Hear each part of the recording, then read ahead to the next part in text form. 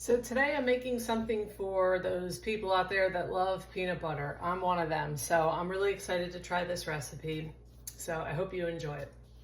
The first thing you want to do is get your wet ingredients together. In this mixing bowl, I have a 3/4 cup of brown sugar and a 1/4 cup of white sugar already in here. Then what you're going to do is get half a cup of butter, which is 1 stick, and melt it. You already have that melted. I'm going to blend this.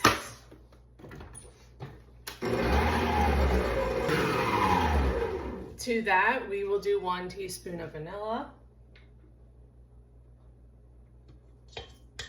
and 1 egg.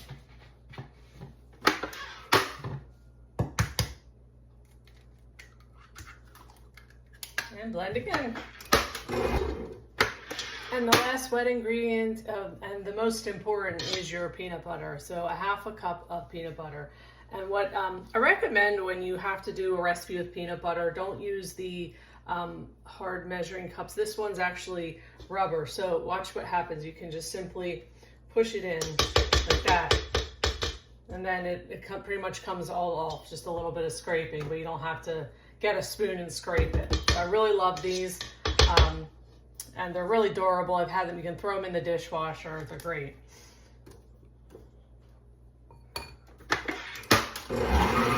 Okay, so now for our dry ingredients, we have 1 3/4 cup of all-purpose flour. To that, we just add 1/2 teaspoon of baking powder. And just about 1/4 teaspoon of salt, or just a pinch. Again, the salt's purpose here is just to kind of pull out all the flavors. There's already salt in the peanut butter and all the other peanut components you'll see in the rest of this recipe.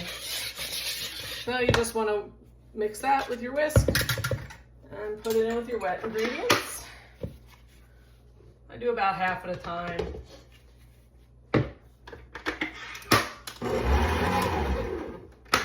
Add the rest of your dry ingredients. And just mix till it's almost incorporated, not completely. All right, and now, while it's almost incorporated, we are going to add our peanut butter chips. I just use these, and we're gonna add a cup of those. And we're also gonna add some peanuts. Now, I bought the unsalted dry roasted. I didn't want any extra salt in my cookies. Because I already added some salt, plus the butter that I used is salted butter, so I was really just trying to cut down on that. So about 1/2 cup.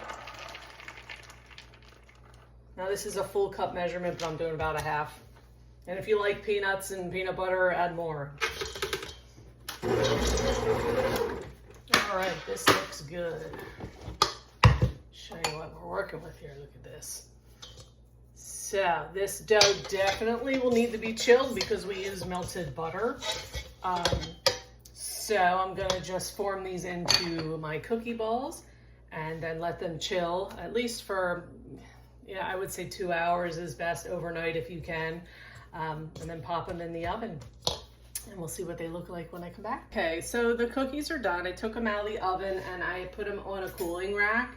And they've been cooling for about 10 minutes. I couldn't wait anymore, so I wanted to start the video to see how they taste. The first time I'm making this recipe, so I have no idea how it's going to come out.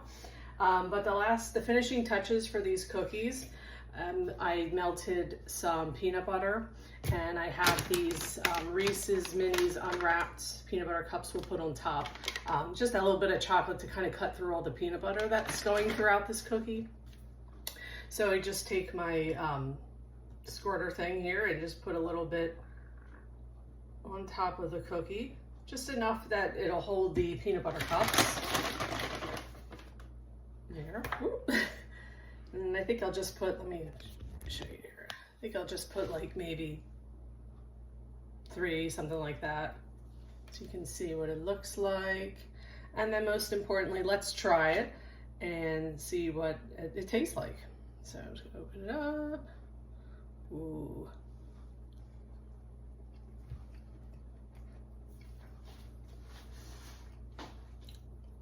My first reaction is very peanutty, if you love peanut butter, you're gonna love it. It is dry. So the couple things I would change on the recipe for next time. One thing is it only had baking powder in the dry components, and I knew this going in that if it only has, typically when a cookie only has baking powder, it doesn't, the cookie won't spread. So what I had to do after 10 minutes is go take them out and flatten them. So that was one thing. And then the other thing that I would change, so I would add baking soda to that in addition to the baking powder, so about a teaspoon of baking soda. And what that should do is help the cookie spread. The other thing I probably would do, because the recipe originally only accounts for a stick of butter, which is a half a cup of butter. I might actually make it a full cup of butter, just to give it a little bit more of a fat component to not make it as dry. But it's definitely good with a glass of milk. And give it a try, see how it comes out for you. Cheers.